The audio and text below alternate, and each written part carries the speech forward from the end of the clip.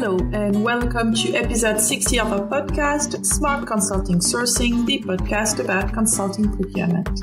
My name is Hélène and I'll be your host today. Each week, I'll give you the keys to better use, manage, and source consulting services. This week, I'll tell you how to find the right consultants for your projects. Last week, I explained why you should put your consultants in competition.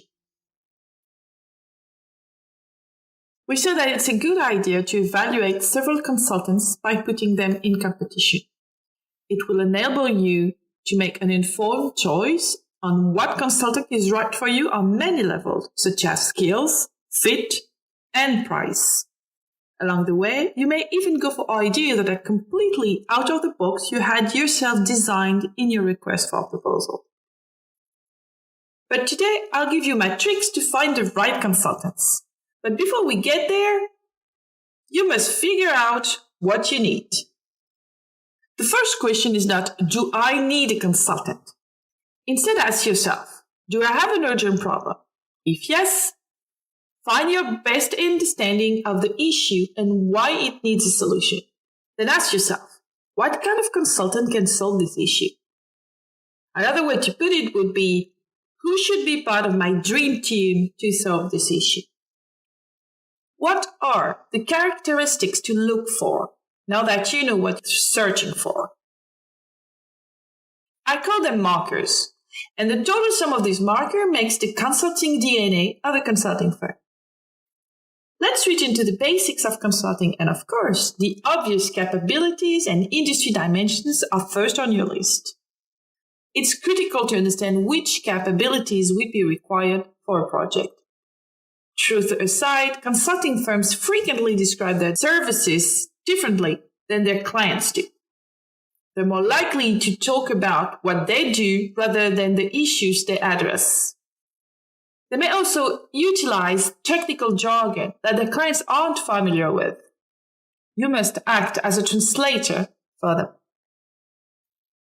Our previous podcast, the 7 high-level capabilities every client should know, is a great place to start if you're new to consulting. Defining the type of expertise you require is simpler.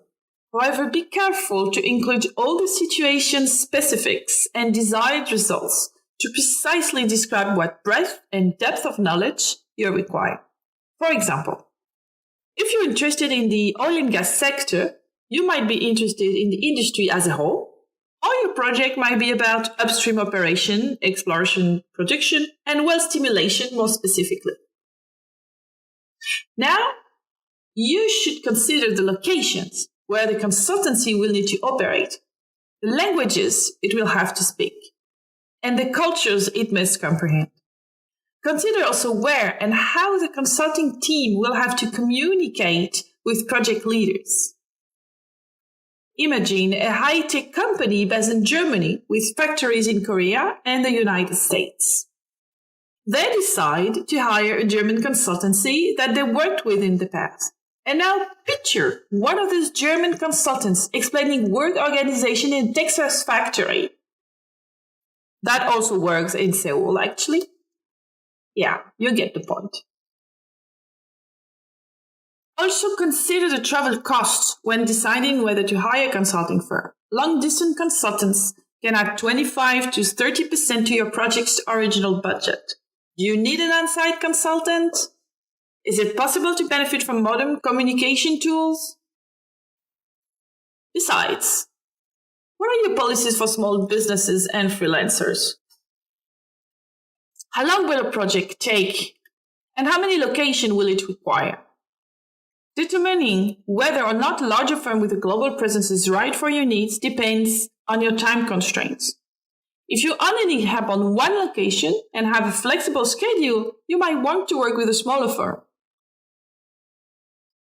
Now, knowing your budget is critical in identifying the best consultants for you. But unfortunately, consulting costs vary by a factor of up to 5 from one company to the next. So it's no surprise that bigger consulting firms charge more than smaller ones. The size of a consulting firm is a pretty decent proxy of cost. If you have a limited budget, you'll choose boutique stores in your region. If your funds are plentiful, you may evaluate several sizes of consulting firms to see what works best for you. This will also help you understand the trade-off between scope and cost, as well as the differences in size among businesses. Now let's talk credibility. There are 3 things that you need to look at: brand, thought leadership, and partner profile. Sometimes your project will require a brand. With board exposure or high political value, you want to work with the big players. They will have the credibility with the company's top executive and investors, as well as the ability to roll with the punches if needed.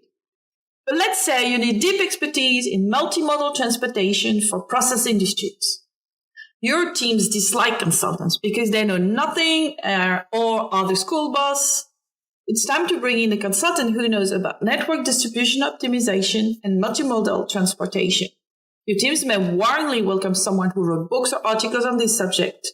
Same if they are former supply chain executives. Now, consider how you want to work with consultants. Do you want them to help you diagnose or devise a solution? Or do you want them to help you implement your plans? Rarely do firms excel at this. Besides, implementation consultants are usually less expensive than strategy consultants. Another dimension to take into account is the hard versus soft approach. For instance, let's imagine that you want to reorganize your procurement team and redesign the processes. First, ask yourself what your priority is. Is it to get the buy-in of your existing teams? Are you looking for a collaborative approach? If that's the case, you need to look for a consultant with a high sensibility to change. But if your main priority is to get the work done, you will need a consultant more focused on the hard aspects of the project. And how senior do you want your consultants to be? If you want to professionalize your teams, you will need consultants that transfer knowledge. Hence, you want to work with senior consultants that have on-field experience. On the other hand, if you're mainly interested in the result of the project, then you could work with younger consultants supervised by a more senior colleague. Companies now have more ethnic, cultural, and linguistic diversity than ever. Beyond language, management culture, business etiquette, communication preferences, and other aspects of business life vary by country. Who hasn't tapped their fingers under the table in frustration while waiting for the late French, Italian, or Spanish colleagues? What Southern European hasn't grumbled about their German or Dutch colleagues' rigidity? Everywhere in the world, there are similar differences. In Asia, you may need consultants who understand the local culture and speak the language. Building trust with clients' teams is part of the consultant's job. It's high-level acrobatics when half the message is lost in translation. There's no such thing as the perfect one-size-fits-all solution for all projects. As a result, identifying appropriate criteria to look for a potential match is critical. It is also an excellent way to get everybody on board with the project. Now let's have a look at where to search, starting with the internal tools at your disposal. Have a look at the resources from the procurement team, such as a list of preferred providers, an internal database of consultants, or a list of consultants in your field. You can also have a database containing evaluation reports or prior bids that you can use to discover some interesting information. Then you may inquire about recommendations from your network or your colleagues who have previously worked with consultants. The interest of internal sources is that you often have a direct evaluation or connection with a consulting firm.